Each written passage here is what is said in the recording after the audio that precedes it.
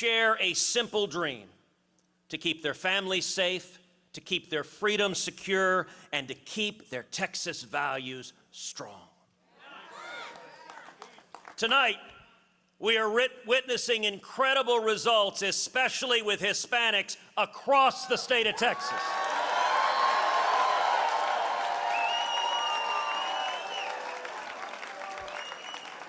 And we are seeing tonight generational change in South Texas.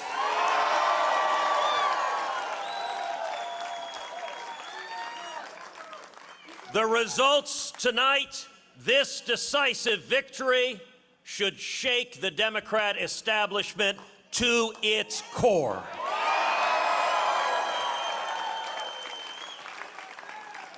I've spent months in the Rio Grande Valley, sitting in family kitchens, visiting small businesses, praying in local churches. And let me tell you what I learned. Our Hispanic communities aren't just leaving the Democrat Party. They're coming home to conservative values they never left.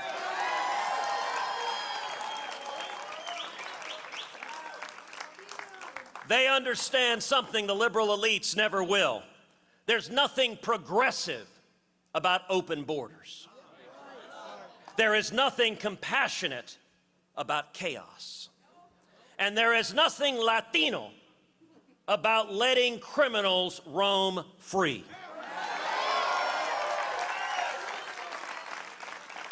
And just for good measure, we're not tacos.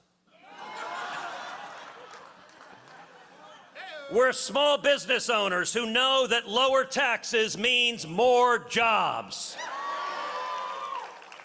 We're parents who know that secure borders mean safe neighborhoods.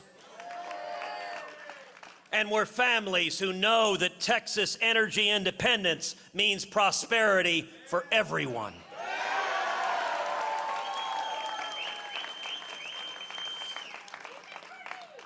And I found this same awakening to common sense everywhere I traveled. I saw it in the eyes of Texas mothers, tired of being lectured to about their values, their faith, and their children's education. I heard it from energy workers in the Permian Basin and the Eagle Ford Shale, men and women who know that American energy independence isn't just about dollars and cents.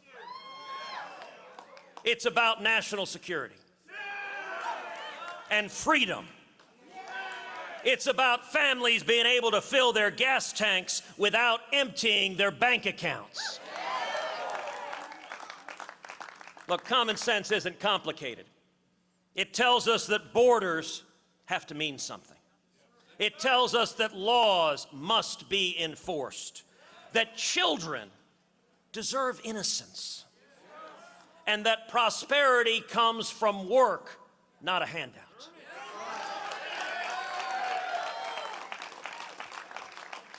And here's what common sense tells us above all, that the people who built Texas, whether their families came 5 generations ago or 5 months ago, understand Texas better than any social. Now at 7, a projected winner after vote counts went into the early morning hours. We've got the latest on the crucial swing states on the race for the White House. All right, you are waking up dry this morning, 50s and 60s, but expect 80s to return by the afternoon. The race for the U.S. Senate here in Texas comes to an end. We're live with the comments made by both men late last night. And with the big races wrapping up nationwide, we are taking a closer look at how Texas voted. A real-time breakdown just minutes away. KHOU 11 Morning News starts now.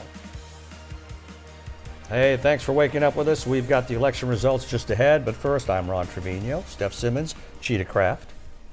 Cheetah, so any rain today? Yeah, you know, we're actually going to stay dry here for your Wednesday, but that is going to change starting Thursday. Beautiful shot this morning here on your Wednesday morning. Notice we do still have some clouds in place. These clouds are going to continue to thin apart. So take a look, your day part planner. Even though we do have clouds this morning, more sunshine by the afternoon. That's quickly going to take your 50s and 60s to upper 70s, nearing almost 80 degrees by midday. Mid to low 80s expected for the afternoon. So you have a dry forecast setting up for your Wednesday. Rain chances return Thursday and Friday. More on that coming up in a little bit.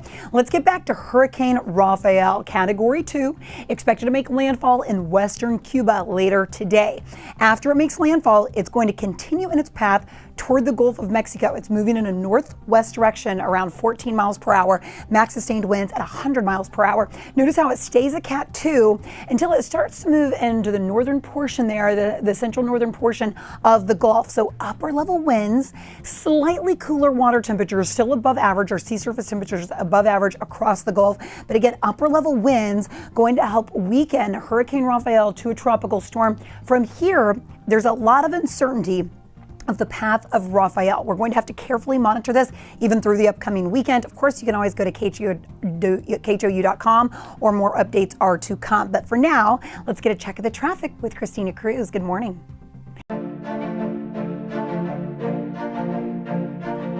You have my word that I will fight for you. So tonight, we didn't win, but we will continue to be patriots. In her memory, you can continue to serve the people in the 18th. We made history for a reason tonight, and the reason is going to be just that.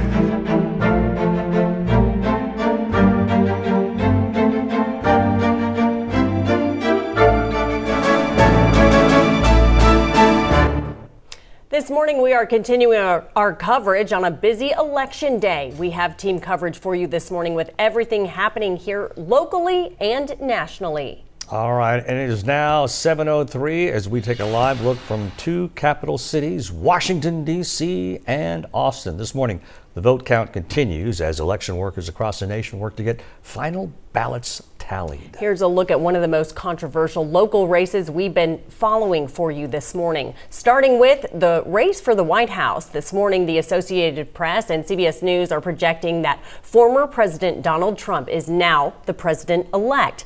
As of now, the Trump-Vance campaign is leading in both the Electoral College and in the popular vote. As for the Senate race here in Texas, Senator Ted Cruz has declared victory over Congressman Colin Allred with 53% of the vote. Now to the highly controversial HISD bond proposition. Prop A is projected to fail, with 58% of voters rejecting $3.98 billion in bonds aimed at addressing the district's infrastructure needs. Prop B is projected to fail as well, with 58% of voters deciding against upgrading the district's technology infrastructure. This would have set aside $44 million to improve tech across HISD campuses. Now, here are three big stories we're tracking this morning, starting with the balance of power in Congress. Right now, CBS News is projecting that Republicans will take control of the Senate. Plus, we're closely monitoring issues at voting centers nationwide. Bomb threats at several polling locations appear to originate from Russian email domains, according to the FBI. And finally, President Trump spoke with supporters last night, telling them he was not going to disappoint them. We're going to help our country heal. We have a country that needs help, and it needs help very badly. We're going to fix our borders. We're going to fix everything about our country. And we made history for a reason tonight, and the reason is going to be just that. And now we know that former President Trump will return to the White House after CBS News projected wins in key battleground states. Vice President Kamala Harris is expected to address the nation later today from Washington, D.C., according to campaign officials. CBS News correspondent Jared Hill is at the White House with more. I think that we just witnessed the greatest political comeback in the history of the United States of America. Early this morning, the Trump-Vance campaign claimed victory ahead of CBS News' projection that former President Donald Trump will become the 47th president of the United States. This was, I believe, the greatest political movement of all time. There's never been anything like this in this country, and maybe beyond. Speaking to supporters in West Palm Beach, Florida, he promised unity. It's time to put the divisions of the past 4 years behind us. It's time to unite. And we're going to try. At Vice President Kamala Harris's alma mater, Howard University, supporters grew less enthusiastic. The crowd later dispersed after a top campaign official told them Harris would wait to address supporters and the nation later today. We will continue overnight to fight to make sure that every vote is counted. According to CBS News exit polls, the state of democracy was the biggest issue for Harris voters. When it came to Trump supporters, it was the economy. The Democratic ticket all the way for human rights. While he was the president, everything was nice and smooth, and I still had money left in my pocket. A vast majority of voters nationwide described the economy as bad after heading into the voting booth yesterday. Jared Hill, CBS News, Washington. All right, it's now 7:06. The world is waking up to the news that former President Trump is heading back to the White House. CBS News correspondent Leah Mishkin is in London with reaction from around the world. Donald Trump. President Trump. Donald Trump. It's the headline buzzing around the world. News of Donald Trump's presidential victory. A Trump win is what most Israelis were hoping for. I think it's good for Israel, yeah, no doubt. It's better than Kamala Harris. Israel's prime minister called it history's greatest comeback and a new beginning for America. Ukraine was also tracking results closely as it relies heavily on billions of dollars in U.S. military support. Trump has said he could end the war with Russia in 24 hours if elected. You're the president. Please do it, Mr. Trump. Ukraine's president congratulated Trump on a, quote, impressive election victory, words echoed by other world leaders like Britain's prime minister. But on the streets of London, Brits didn't hold back. I think the American people are bonkers. I think no one's ready for Trump again, let's be honest. It would have been nice having a woman in the office. It's an election millions around the world were invested in, even though they didn't have a vote. Leah Mishkin, CBS News. And while the world wakes up to this news, the balance of power in the House is still yet to be determined. But CBS News has also projected that the U.S. Senate will flip to Republican control. That includes the race here in Texas after incumbent Senator Ted Cruz secured his victory over Congressman Colin Allred last night. Devon Roming is live outside election headquarters this morning where ballots are still being counted. And Devon, both candidates spoke last night. Yeah, Ron and Steph, good morning. Both candidates spoke very highly of each other during their speeches last night while not straying away from the focuses of their campaigns over the course of the last few months. Now, Senator Cruz has served in the Texas Senate since 2013 and defeated Allred after capturing 53% of last night's vote.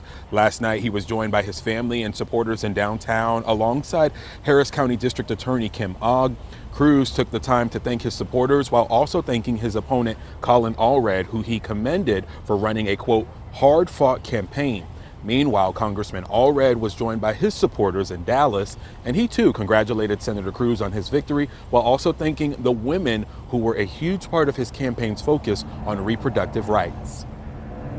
You have my word that I will fight for you, for your jobs, for your safety, and for your constitutional rights. There are so many brave Texas women who've told their stories. And Allie and I will never forget them, and we will never stop fighting to overturn this abortion ban here in Texas. Now, Cruz, who had a lead over Allred from the beginning of this race, spent much of his campaign focusing on border security, calling for stricter enforcement on illegal immigrants, while Allred, who out-fundraised Cruz, centered his focus on reproductive rights and a bipartisan border security bill. Now, this Senate seat has been held by Republicans here in Texas since 1988. Live in Houston, Devon Roming, KHOU 11 News. All right, Devon, thank you. And that brings us to the election board and how things were shaking out as far as the U.S. Senate race here in Texas. So we're taking a closer look at the reported vote totals in some of the biggest counties here we've been watching. That includes Tarrant, Harris, Fort Bend, Maverick County. I want to start with the race in 2018 where Cruz was still the incumbent, but he was against Beto O'Rourke, the Democratic opponent there. So take a look at the blue versus red on your screen. Now watch what happens and how Ted Cruz was able to secure his win for his third term. Let's go right here. This is 2024. Boom. You see quite a difference there, including in Maverick County where Eagle Pass, Texas is. All right, Ron, we're going to send it back to you. All right. Thank you so much, Steph. Let's turn now to the race for Harris County District Attorney. That race is still too close to call. Both Dan Simons and Sean Tier both used to work for the District Attorney's office. Simons is the Republican, and he worked at the DA's office for 3 years before leaving in 2017 to open his own private practice. Tier is a Democrat. He was at the DA's office and left last year to work at a private firm. Then he announced he was running for district attorney. Sean Tier defeated incumbent Kim Ogg during the primary earlier this year. He gave a brief speech last night. This race has been about you all from the very beginning. And we are going to fix that office. And we're going to fix that office with the help of so many people here. Tier went on to say that he'll give a bigger speech once the race is called. Both candidates acknowledged something needs to be done to deal with the current backlog of cases. Well, right now, the FBI is clearing up details behind several reported bomb threats at polling locations across the country yesterday. This is video of locations in DeKalb County, Georgia, and the Westchester, Pennsylvania area that were shut down and evacuated due to those threats. Now the FBI says many of the threats appeared to originate from Russian email domains. But those threats led to officials to share even more warnings about what they say is a high level of foreign influence and disinformation. That includes videos that the FBI says are fake. The Bureau noted 2 instances of its name and insignia being used to spread misinformation about the presidential election. The 2 videos reportedly made false claims about voter fraud and encouraged people to vote remotely. Again, both videos and their claims are fake. Officials say they expect this kind of misinformation to continue beyond Election Day. All right, time now is 7:13 as we go back to Cheetah Craft and a look at the forecast. Are we done with the rain today? Done with the rain today. In fact, the clouds that are in place, they're going to continue to thin apart. So you have more sunshine on the way for your Wednesday. Tomorrow, rain chances do pop back in, about a 20% chance for your Thursday. Notice temperature-wise, you're back into the mid-80s, and that's all thanks to a warm front that's going to work back through the area starting tomorrow. Future track showing dry conditions today. Thursday, about a 20% chance of a little spotty nuisance shower. That is about it for tomorrow. Friday evening, do you have anything big planned Friday night or potentially Saturday? That's when I'm expecting more area-wide scattered storms. I think late Friday and maybe even into the overnight hours, the timing of our next cold front, we're watching pretty carefully for you. Hurricane Rafael, max sustained winds at 100 miles per hour. It's moving north and northwest around 14 miles per hour. Expected to make landfall in Cuba today as a Category 2 hurricane, moving into the Gulf as a Cat 2 hurricane. Then what happens is we're really not dealing with strong upper level steering currents. Typically what happens, either we have a cold front that is expected to move on the way, big area of high pressure out east that helps to steer these tropical systems either east or west.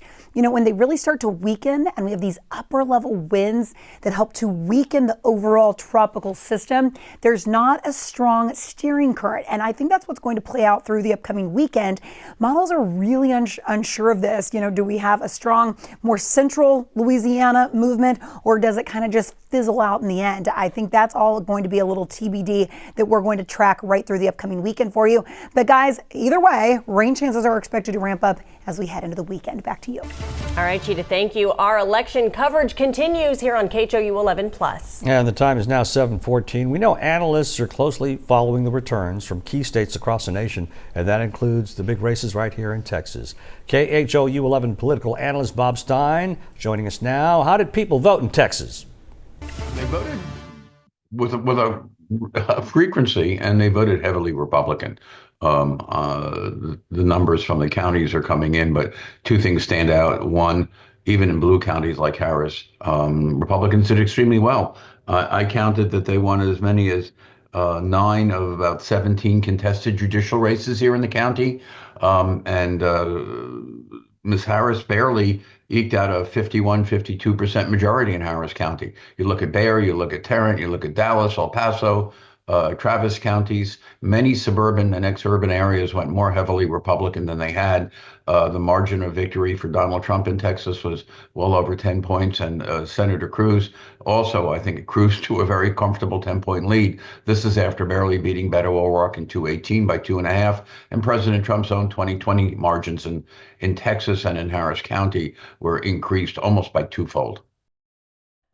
So, Bob, were there any surprises in this election? I was extremely surprised by how tight races were here in Harris County.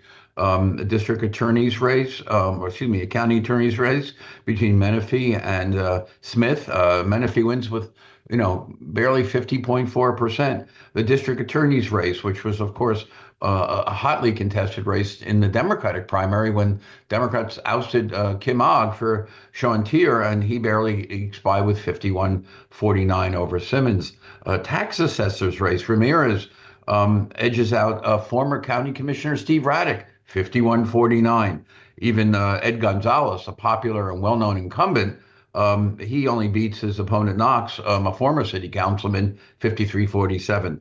Put it bluntly, this was a red night, not only in Texas, throughout Texas, but particularly in some blue cities and counties like Harris. And Bob, what issue was most important to the majority of Texas voters? I suspect this was a case of where Texas voters may not have thought as much about inflation or, for that matter, immigration, as they clearly thought the Democratic Party simply was producing a candidate that was simply old material. Biden was running here rather poorly before he pulled out of the race, and Harris never really closed the gap. Maybe the story simply is the polling in Texas, as for that matter, in the country. We missed it again. But more importantly, I think Democratic candidates in Texas were hoping for a purple surge, at least a more competitive one, and Vice President Harris simply didn't provide it. And I think Congressman Allred also fell well below the polling numbers that we saw. And again, it was a pretty heavy rejection of what the Democratic Party was selling. A red night in Texas. All right. Thank you so much, Bob Stein, for joining us this morning. All right. Now, one of the big local races that's gotten a lot of attention focuses on the state's largest school district. We're talking about HISD and Propositions A and B. Those results have not been called yet, but there was a lot of debate about these measures leading up to Election Day. Katira Winfrey spoke with people on each side about the bonds. Propositions that in part would have funded renovations across the district as well as improving technological infrastructure.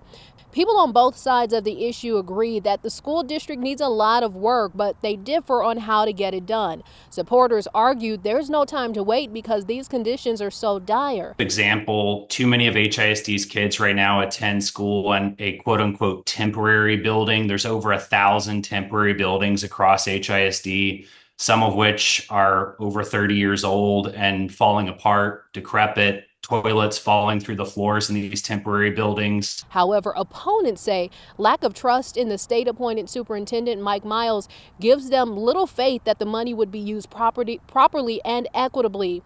In terms of looking at the specific amounts that are being planned for the bond, some of those amounts are just really astronomical for what is actually needed. So even in the planning phase, there's not a sense of confidence that this was planned in a good way. In a letter issued hours after the polls closed, Superintendent Miles said the politics of adults beat out the needs for children, expressing his disappointment in the bond failing.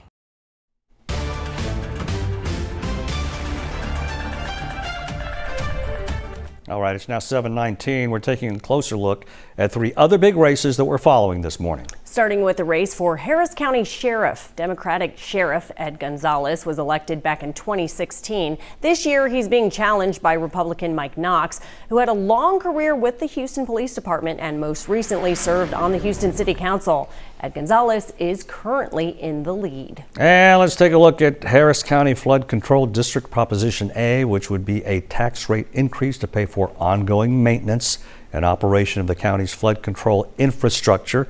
If we can see those numbers, it's a very, very tight race with 51% for, 49% against.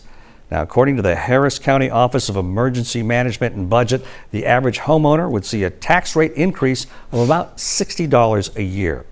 And then there's a race for Fort Bend County Commissioner Precinct 3. Yeah, this race has gotten a lot of attention in recent months. We've been talking about it quite frequently. Incumbent Republican Andy Myers is being challenged by Democrat Terrell Patel. Remember, Patel is facing criminal charges for allegedly using a fake Facebook profile to post racist comments about himself to gain sympathy among voters. Myers is currently in the lead there.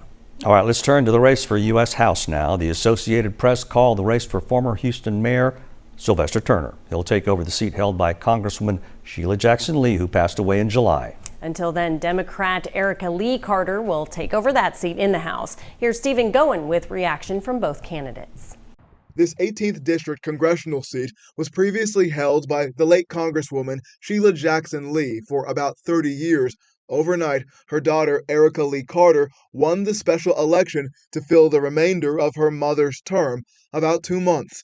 Former Houston Mayor Sylvester Turner also winning his race, representing the 18th for a full 2-year term that starts in 2025. On election night, both Turner and Lee Carter said they did not take their wins for granted, promising to work hard for the people of Houston and carry on the legacy of those that held the seat before them. This is our moment, and this is our opportunity to really lift up every single person in the 18th Congressional District. And we need to make sure that just like we have been blessed, that we pass those blessings on to someone else. All right, time now, 7:22. Cheetah, let's talk about this rain. Are we done for today, and then are we going to see it soon? Done for today, but I am expecting rain chances to return starting tomorrow. So live look outside. We are starting off this morning with really an abundance of sunshine. Those clouds, they broke pretty quickly. So our 50s and 60s are going to quickly transition to 70s. Live look outside from the Galleria facing the downtown skyline. Visibility is looking great for your Wednesday. Your day part planner, we're nearing 80 by noon. By the afternoon, more mid to low 80s. Watch the winds. Okay, today we stay dry, partly cloudy skies. Let's get into your Thursday. So the cold front that moved through yesterday is going to build back as a warm front. That's going to introduce about a 20% chance for that spotty shower. Notice that's, I would say, morning to maybe midday tomorrow. And then that's about it. Thursday afternoon, I think, is going to be dry. Let me show you Friday night into Saturday. Check your timestamp. That's 3 a.m. Notice some of the showers and thunderstorms moving into our northwest counties. This is connected with our next cold front. So even though we are staying dry today, only a slight rain chance Thursday and most of the day Friday, we can't completely let our guard down for some showers and thunderstorms potentially Saturday into Sunday. Again, next cold front arrives by the upcoming weekend. The reason I'm really carefully monitoring the timing of that cold front, well, that's what's going to interact and help to be more like an upper level steering current when it comes to Hurricane Rafael. This is the latest update from the National Hurricane Center at 6 a.m. It's a Cat 2. Expected to make landfall in western Cuba today as a Category 2 hurricane. Moves into the Gulf of Mexico by the end of the week. Nears the Gulf Coast by the weekend or potentially early next week. So the timing has slowed down a lot. And the reason is these upper level steering currents, it's just not strong enough to really pull Rafael either east or west. So guys, at this point, we just have to watch this very carefully into early next week. Over to you. All right, Cheetah, thank you. Your time now is 7:24. And here's a live look from inside Harris County election control.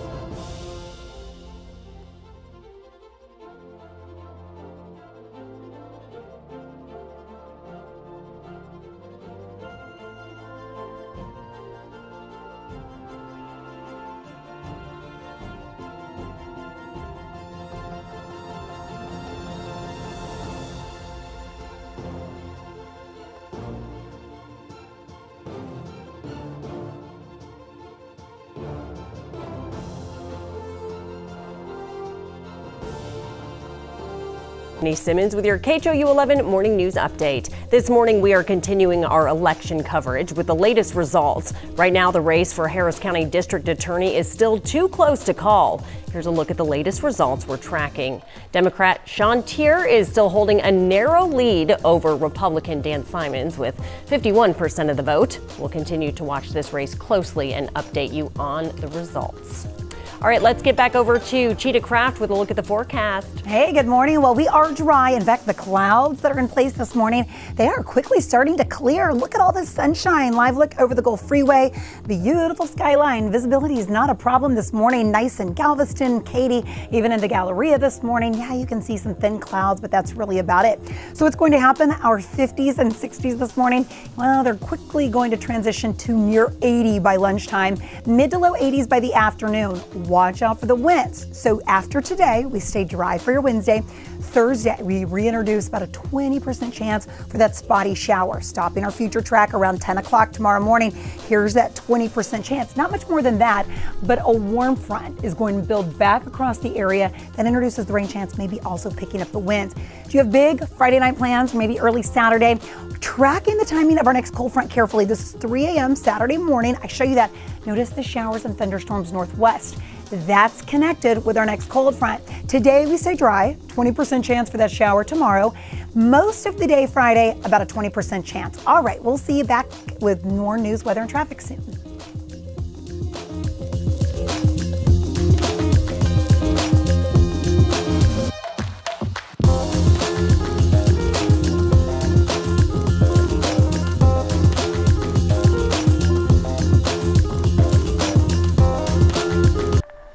It's now 7:27. You're watching KHOU 11 Plus. This morning, we're following breaking news out of West Houston. Houston police are investigating a shootout that took the lives of 3 people. Ugochi Loka joins us live now from HPD headquarters with the latest.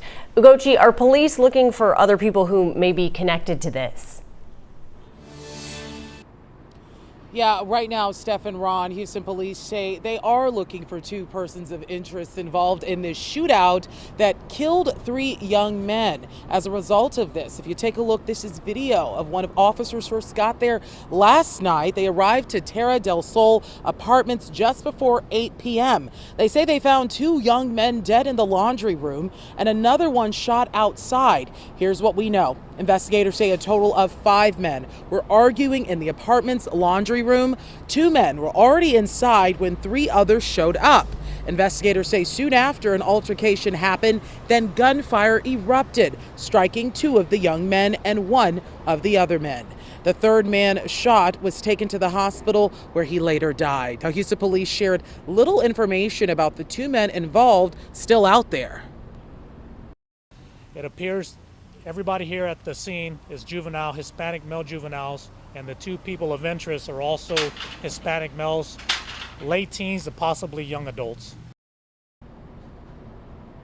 And so you heard it there, not a lot of details provided just yet in reference to the 2 men that police are looking for that they say are persons of interest. But we hope to update you soon throughout the morning, planning to reach out in the next half hour here at the headquarters when some of the main officers that are a part of this case show up to give you the very latest. Reporting live outside of HPD headquarters, Ugochi Iloka, KHOU 11 News. Ugochi, thank you. It is 7:29 as we turn now to the election results. Overnight, we've been tracking the votes on some of the biggest local races. Yeah, and here are some of the top results from overnight, a few of them, starting with the race to fill the seat in District 18 in the U.S. House. Former Houston Mayor Sylvester Turner is projected to win with 69% of the vote. As for the District 18 special election to fill the remainder of the term for the late Sheila Jackson Lee, her daughter is projected to win. So far, Erica Lee Carter has 67% of the vote. Now to the race for the White House. This morning, the Associated Press and CBS News are projecting that former President Donald Trump is now the president-elect. As of now, the Trump-Vance campaign is leading in the Electoral College and the popular vote. The final votes in critical swing states are still being counted this morning.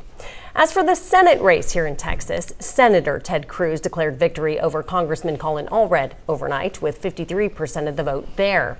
And while the final votes are still being tallied this morning, CBS News is predicting that Republicans will gain control of the Senate. Devon Raming is joining us live this morning at the Harris County election headquarters. Devon, this is the hub for the biggest county in Texas. So what happens next out there? Ron and Steph, good morning. Votes are still being counted here at the Harris County Elections Office, with just over about 90% of precincts here in Harris County reporting. And as you mentioned, that Senate race that everyone was watching here in Texas, Senator Ted Cruz and Congressman Colin Allred, as you mentioned, yes, that has now been called in favor of Senator Ted Cruz. Now, Senator Cruz has served in the Texas Senate since 2013 and defeated Allred after capturing 53% of last night's votes. Last night, he was joined by his family and supporters here in downtown Houston alongside Harris County District Attorney Kim Ogg. Cruz took the time to thank his supporters while also thanking his opponent, Colin Allred, who he commended for running a, quote, hard-fought campaign. Congressman Allred was joined by his supporters in Dallas, and he too congratulated Senator Cruz on his victory, while also thanking the women who were a huge part of his campaign's focus on reproductive rights. Now, we spoke with political experts who tell us the outcome of this election had everything to do with messaging from both sides. This is a full systems failure for the Democrats. The issues they chose clearly didn't resonate with the voters they thought that it would. The way they approached the candidacy for Colin Allred was very top-down instead of bottoming up the way that the past Democrats had done. So it just was a failure of message, it was a failure of infrastructure, and it was a failure of delivery. Now, Cruz had a lead over Allred from the beginning of this race and spent much of his campaign focusing on border security, promising to finish the wall along the Texas border, while Allred, who out-fundraised Cruz, centered his focus on reproductive rights and a bipartisan border security bill. Now, this Senate seat here in Texas has been held by the Republicans since 1988. Live in Houston, Devon Rahming, KHOU 11 News. All right, thank you so much, Devon. All right, turning now to the HISD bond. This was a hot issue for voters, and a lot of people were divided over this. Prop A failed with 58% of voters rejecting $3.98 billion in bonds aimed at addressing the district's infrastructure needs. Prop B also failed with, again, 58% of voters deciding against upgrading the district's technology infrastructure. Now, this would have set $44 million aside to improve tech at HISD campuses. And with that, we head out to our Jalissa Garza live at HISD headquarters for us this morning. Yeah, Jalissa, we know Superintendent Mike Miles issued a statement overnight. What exactly did he have to say?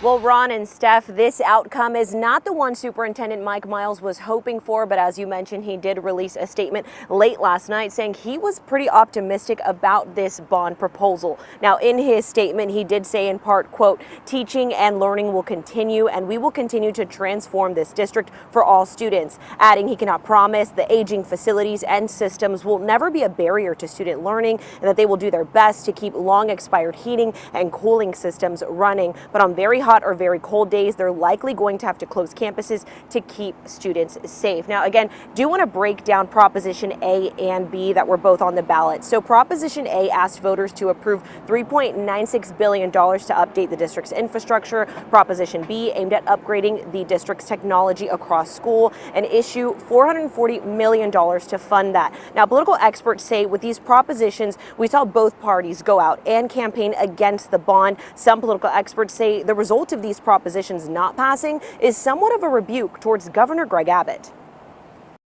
Because this is the cornerstone of his strategy to try to change failing schools. Since the voters turned it down, it may be a kind of harbinger of things to come in terms of what happens when a school district gets taken over. While a lot of people said no to these propositions, many say that if HISD is no longer under the state's authority, they'll put another bond on the ballot again. In the meantime, we do have Superintendent Miles' full statement up right now on KHOU.com. Ron, Steph. Well, Jalissa, you've been covering this story for quite some time. So which schools would have benefited? Yeah, so several months ago, we actually got to go inside two of the schools where this bond money would have been used to upgrade for. One of those was Paul Revere and Fondren Middle School. We got to see a look at some of the mold that the classrooms were dealing with. And part of that infrastructure, part of the bond in Proposition A was to fix different items like that, and including safety and security upgrades for schools, which I do remember was a big focus when we spoke to the principal over at Fondren. And do you have any other infrastructure upgrades that they wanted to implement, Jalissa? Yeah, so when we look at Proposition B, a lot of that was for technology, right? To provide some extra technology for students in the classroom, for teachers, upgrading the equipment and updating devices and software as well. All right, before we let you go, Jalissa, we want you to talk more about how this bond proposal brought both parties together.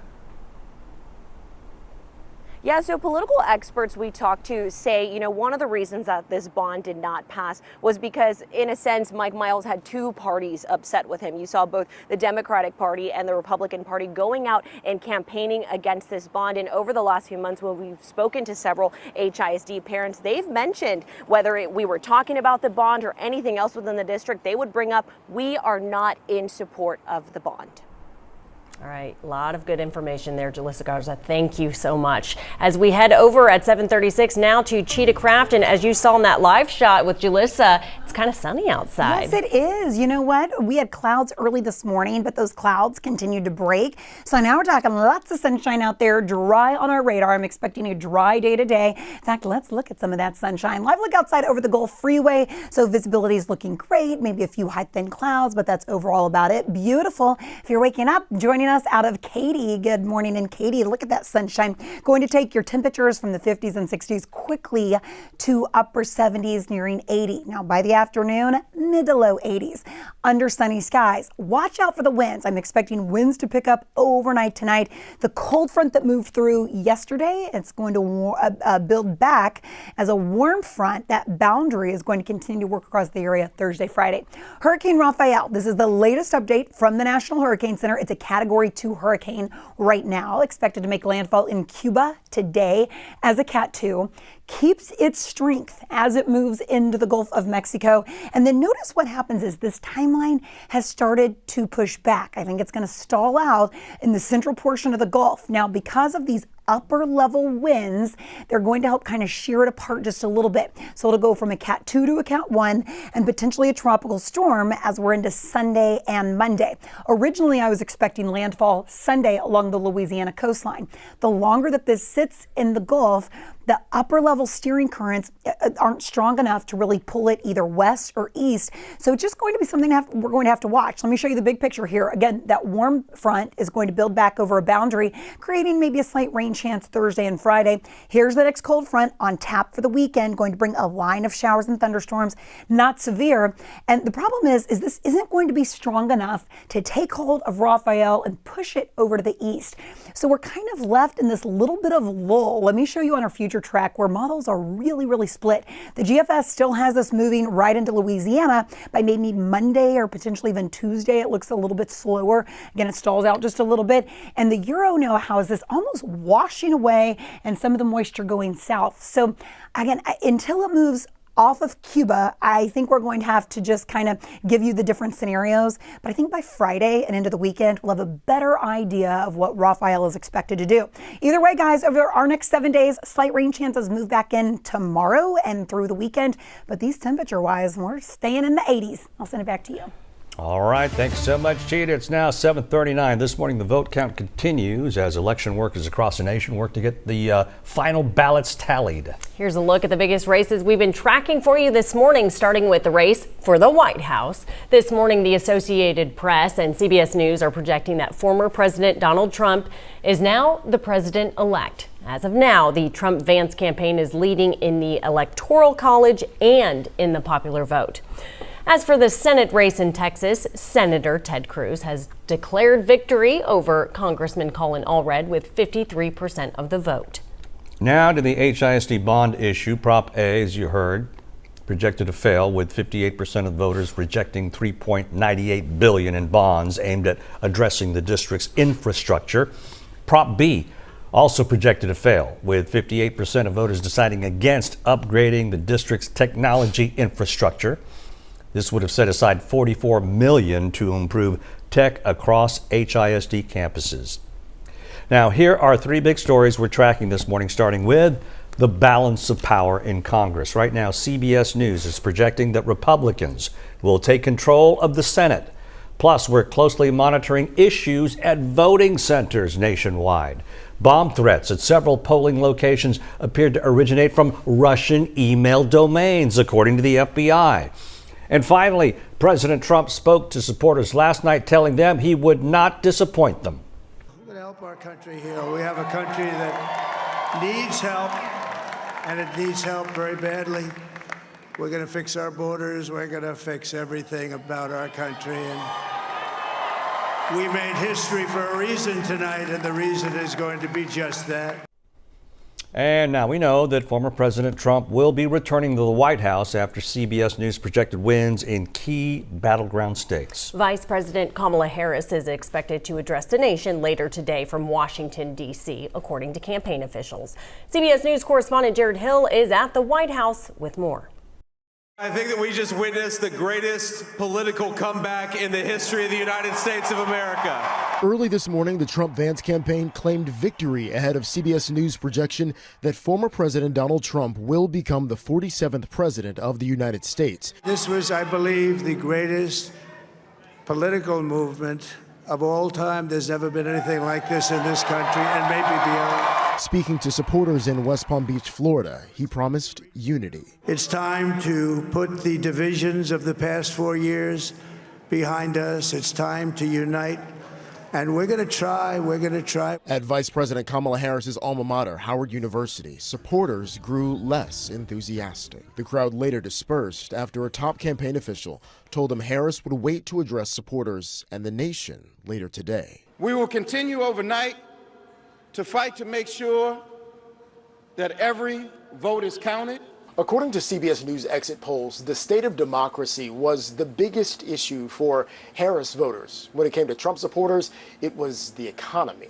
The Democratic ticket all the way for human rights. While he was the president, everything was nice and smooth, and I still had money left in my pocket. A vast majority of voters nationwide described the economy as bad after heading into the voting booth yesterday. Jared Hill, CBS News, Washington.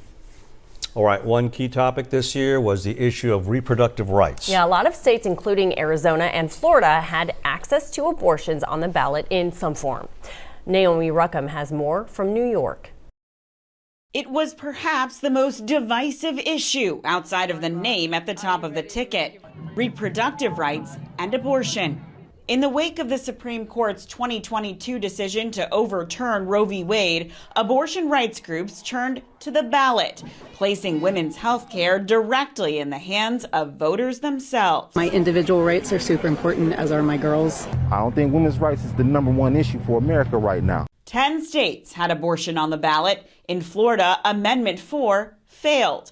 The measure would have overridden the state's ban on abortion after 6 weeks. But supporters could not garner the 60% of votes needed to pass, disappointing Democrats in the state. It is not the end of our work, it is the beginning. The measure did, however, earn a majority, 57% of the vote, which supporters welcomed as a small victory. It is still a historic outcome that demonstrates how the majority of Floridians oppose Governor DeSantis' 6-week abortion ban.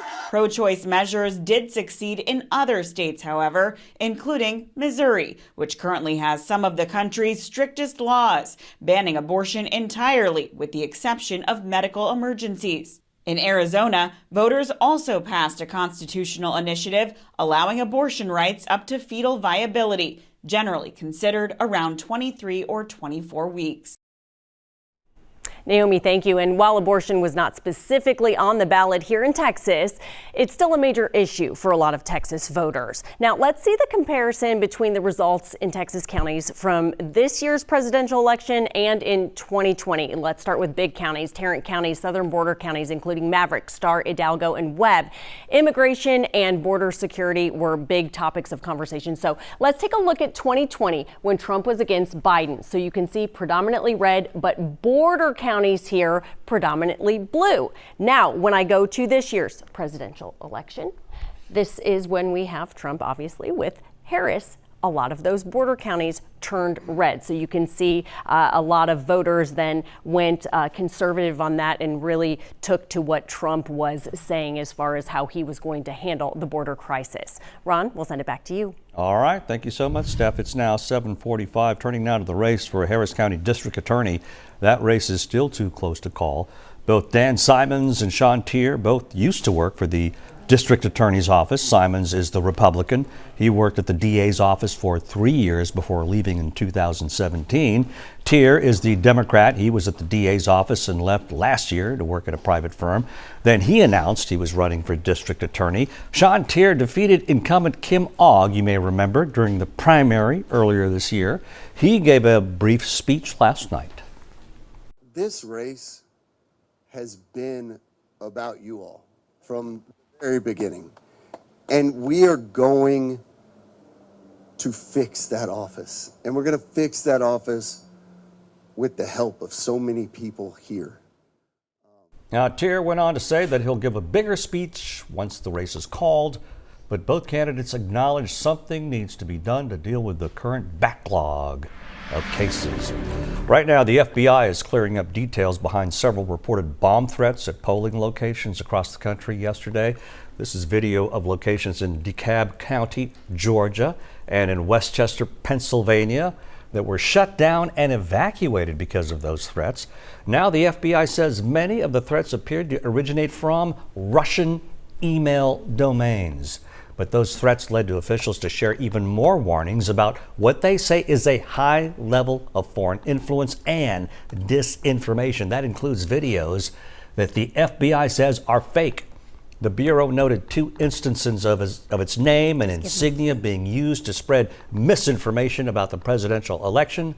The 2 videos reportedly made false claims about voter fraud and encouraged people to vote remotely. Again, both videos and their claims are fake. Officials say they expect this kind of misinformation to continue beyond Election Day. All right, it's 7:47. Live look at the radar. We are dry for your Wednesday. I'm expecting a dry day ahead. Live look outside. In fact, the clouds that I was tracking early this morning, some of the low cloud ceilings, they have lifted and they continue to break apart. Look at all this sunshine. Beautiful shot over the Gulf Freeway facing toward the downtown skyline. Good morning in Katy. Are you watching us out of Katy? Lots of sunshine for you. You actually started this morning in the upper 50s. Well, now you're already in the 70s. Sunshine works very quickly. So throughout the day today, notice on our future track, we are dry. Temperatures do return today into the mid to low 80s. Tomorrow for your Thursday, here is that 20% chance for a spotty shower. So tomorrow, spotty rain up until about lunchtime, and then I think your afternoon will be dry.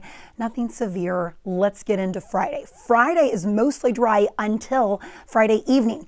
Notice the overnight hours, 3:30 in the morning on Saturday. Here is the line of thunderstorms. This is what I'm expecting to move through late Friday into Saturday. So anything that you have big planned, either late Friday or Saturday, continue to watch those rain chances. They could go up or down as that cold front gets a little bit closer. Today, upper 70s at lunchtime, pushing 80 at noon. By the afternoon, mid to low 80s under partly cloudy skies. Watch the winds. Winds will be back out of the south by this evening and into early tomorrow morning. All right, our almanac, right when you think, all right, we're going in the right direction because it was a cool start to the day. And it's going to be on the warm side today. We should be 76. I'm forecasting a high of 84. Notice we're not breaking records, but we're above average. I mean, again, perspective here, 76 is our average. We're tracking 80s even through the weekend. Lows should be in the mid 50s, and we're going to actually return to 60s, maybe even lows in the 70s by the weekend. So a little warm right now. Hurricane Rafael is a Category 2. This is the latest update from the National Hurricane Center. Remains a Cat 2 as it makes landfall over Cuba. A lot of you have been asking me a lot of questions about Rafael. So let me give you the latest timeline here. It does look to slow down a bit in the Gulf. We have upper level winds, and anytime we track upper level winds over a tropical system, it weakens it. So it doesn't allow that energy to generate as fast. So if anything, in the central Gulf, it may stall out for another 24 to 48 hours. I was originally expecting landfall in Louisiana by Sunday. Again, now we're getting into the Monday timeline and it's still in the Gulf, potentially weakening to a tropical storm. Couple reasons. We don't really have anything driving Hurricane Rafael either east or west. I'm tracking a cold front that's going to move in by the weekend, but I still don't think this is going to be enough to take a hold of Rafael and again, either push it east into Louisiana. And models are really, really split right now. I'm going to show you one guidance, but again, we don't know much until it crosses over Cuba. I will say at this point, we're going to carefully monitor through the weekend. I think by Thursday or Friday, we're going to have a better track. Even the National Hurricane Center will start to kind of hone in exactly what's expected to happen with Hurricane Rafael. But either way, guys, beautiful today. Slight rain chances build back in for your Thursday and Friday. Back over to you. All right. Thank you so much, Cheetah. It's now 7:51. Hey, throughout the election, our verified team was busy dispelling misinformation. And that includes what happens to the hundreds of millions of campaign dollars that both candidates raised for their campaigns. Brandon Lewis verifies. The 2024 presidential race is expected to break spending records once all the calculations are finished. And many people are asking Google if the candidates can do whatever they want with any unspent money that was donated to the campaigns. So let's verify. Our sources are the Federal Election Commission, the Federal Register, and the Center for Public Integrity. All of our sources say the laws about unspent cash are pretty specific, and it can't just go into the candidate's personal bank account or towards personal expenses. Candidates can use the money to wind down their campaigns, like settling outstanding bills and paying the cost of closing offices. The Federal Election Commission says candidates can also give donors a refund, donate the money to charity, or pass the money on to national, state, or local political party committees. Or they might decide to just hold on to it for potential future campaigns. So, no, presidential candidates cannot do whatever they want with leftover campaign funds. With your Verify, I'm Brandon Lewis. Brandon, thank you. Our verified team is still hard at work for you, so if you have a question you want answered, you can just reach out to us. Send an email to verify@khou.com. All right, now we want to take a look at a few of the big races that we're watching right now. As you can see on the graphic, we are looking at several, you're going to see several flipping here. This is for Harris County Flood Control District, Prop A.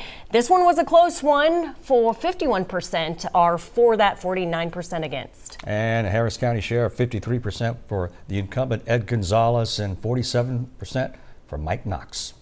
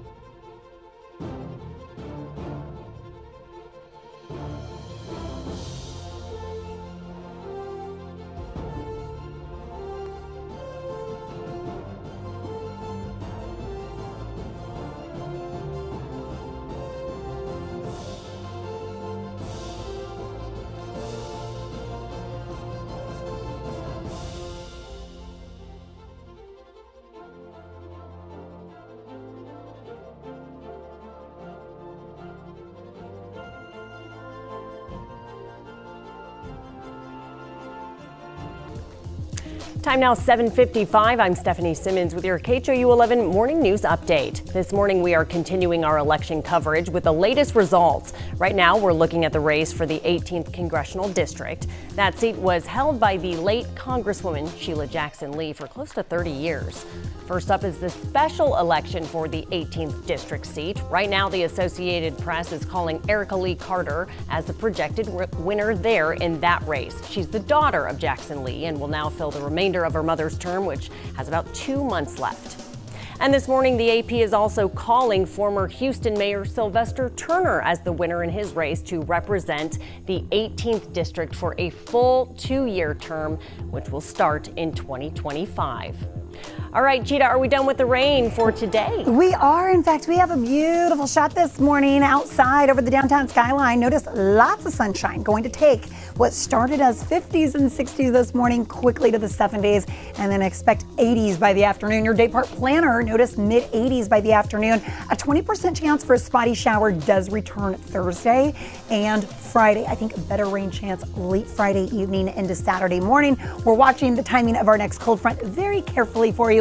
Either way, temperature-wise, you're staying in the 80s, so above average temperatures through the upcoming weekend. Notice even into next week.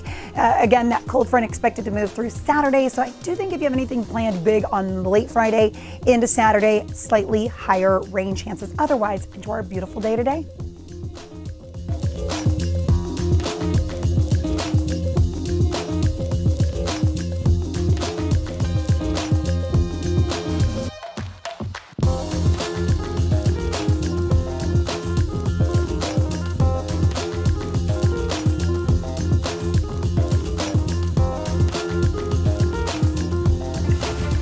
All right, welcome back, everybody. The time is now 7:57. You're watching KHOU 11 Plus. Before we go, here are the top 3 things to know as the election results hit our newsroom. Starting with the projected winner in the race for the White House. Earlier this morning, the Trump-Vance ticket claimed victory. CBS News also projected that he won the race.